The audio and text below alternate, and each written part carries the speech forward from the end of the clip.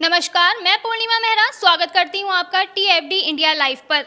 कुछ दिन पहले ही सुप्रीम कोर्ट ने 20 साल पुराने आरक्षण के फैसले को पलटते हुए उसमें कुछ बदलाव किए थे। सुप्रीम कोर्ट की 7 न्यायाधीशों की संविधान पीठ ने गुरुवार को फैसला सुनाया कि SC/ST वर्ग के जरूरतमंदों को आरक्षण का लाभ देने के लिए राज्य उपवर्गीकरण कर सकते हैं। इतना ही नहीं बल्कि सुप्रीम कोर्ट ने SC/ST वर्ग के आरक्षण में से क्रीमी लेयर को चिन्हित कर बाहर किए जाने की जरूरत पर भी बल दिया। कहने को तो ये फैसला कोर्ट का है, जिसका कई लोगों ने खुलकर स्वागत किया तो कई लोगों ने इसका खुलकर विरोध भी किया। खैर, किसी भी फैसले को लेकर समाज में हर इंसान, हर नागरिक अपनी सोच रखता है, पर आरक्षण को लेकर सुप्रीम कोर्ट के फैसले का विरोध करने वालों में एकमात्र BSP चीफ मायावती ने इस पूरे मामले में बीजेपी को खींचना शुरू कर दिया है। मायावती का कहना है कि बीजेपी आरक्षण खत्म करना चाहती है। मायावती बीजेपी के खिलाफ बयानबाजी में हमेशा सुर्खियां बटोरती हैं और आरक्षण पर उनका बीजेपी पर हमला करना कहीं ना कहीं राजनीतिक मतभेद का हिस्सा है। पर ये बात भी अनदेखी नहीं की जा सकती कि इस बार लोकसभा चुनाव में बीजेपी केवल जिन 240 सीटों पर ही लटक गई है, इसके पीछे बीजेपी का आरक्षण खत्म करने का प्रचार है।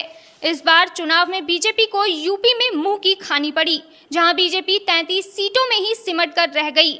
और अब जब सुप्रीम कोर्ट ने 20 साल पुराने SC/ST आरक्षण के फैसले में बदलाव किया तो इस पर भी बीजेपी ने कुछ नहीं कहा। मायावती का कहना है कि केंद्र सरकार सुप्रीम कोर्ट में उपवर्गीकरण के खिलाफ दलीलें नहीं दे रही, बल्कि इसका समर्थन कर रही है।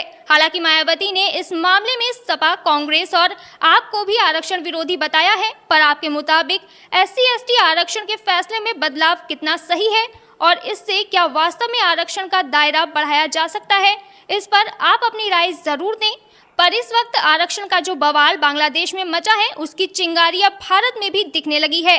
बांग्लादेश में फैली हिंसा पर भारत सरकार की पैनी नजर है। हालांकि ये बात भी सामने आई है कि शेख हसीना ने बांग्लादेश में PM पद से इस्तीफा देकर भारत में शरण ली है। पर अब एक बड़ा सवाल ये है कि क्या भारत सरकार शेख हसीना को शरण देगी या फिर नहीं। पर फिलहाल भारत सरकार ने सर्वदलीय बैठक बुलाई है, जिसमें रक्षा मंत्री राजनाथ सिंह, गृह मंत्री अमित शाह, राहुल गांधी और राम गोपाल यादव शामिल थे।